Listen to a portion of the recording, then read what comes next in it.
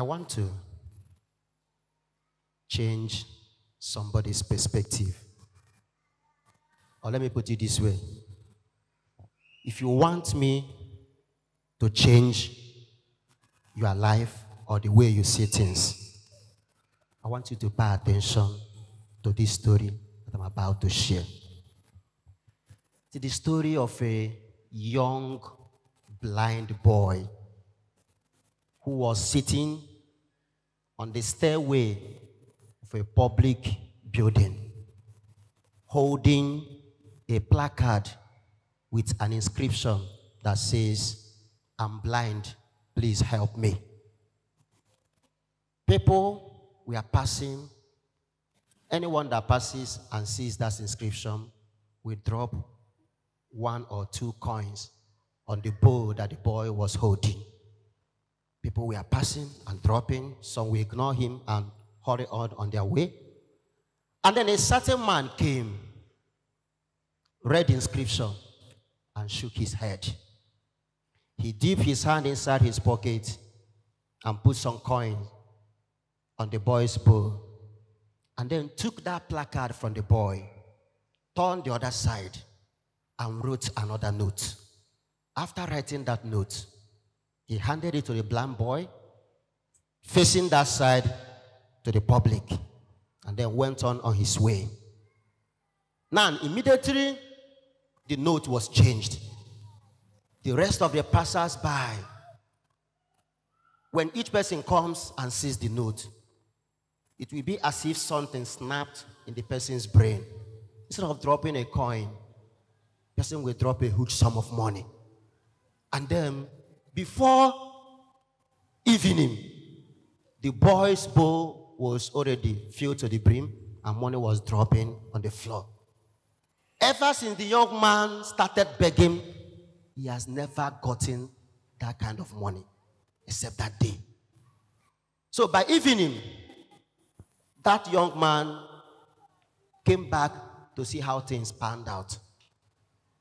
Immediately, the blind boy perceived his unique human smell.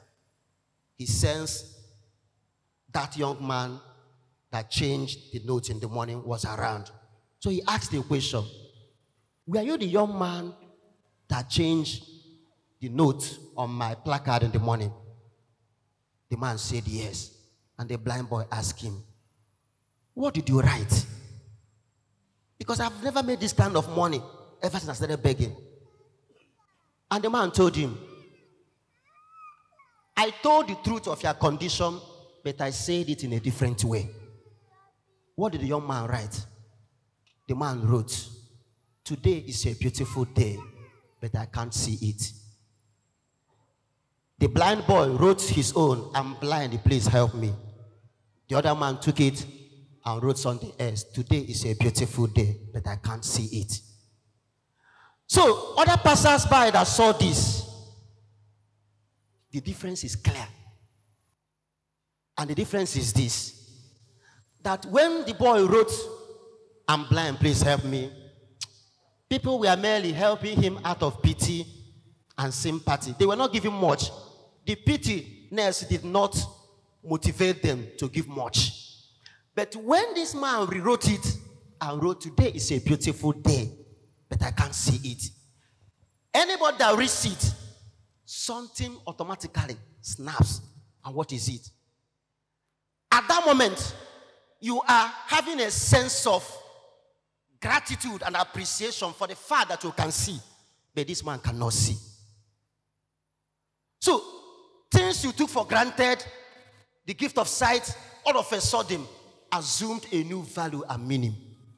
So, in gratitude and appreciation, they gave, thanking God, at least I can see this beautiful day, this beautiful weather, this beautiful face, this beautiful vehicle, but this boy cannot see it. No wonder the Bible tells us that God loves a cheerful giver. Any gift, any generosity that is motivated by gratitude is always a generous one. We live in a world where we approach the world from a certain negativity. there was an American newspaper that sampled people's opinion about the state of nation in America. And then people were told, just say what you feel about American nation. As you are talking, the whole world is seeing you because you are being transmitted live. And then almost every single person who spoke on the camera pointed one negative thing about America, just like get any average Nigerian now and get him to talk about Nigeria. He will talk about insecurity, about a poor education system, about poor health sector, about poor governance. There is so much negativity. The problem with negativity is this, is that it colors the way we approach life. And because it colors the way we approach life, we can never see something positive. It's always a negative approach towards life. And once you have a negative approach towards life, there is a problem. Because what that means that certain things, you are always finding out faults. You are always looking out for where there is error. I think there is a classical experiment that illustrates how negative people assess the world. It's an experiment about a glass of water that was placed, and two people were called to give their view about the water. And then one person looked at the water. The water was poured at a certain level. It didn't get to the capacity of the glass. So one person looked at it and said, oh, the glass is half empty. Another person looked at it and said, the glass is half full. For the man who said the glass is half empty, what he was seeing was emptiness. He is seeing life from the angle of negativity.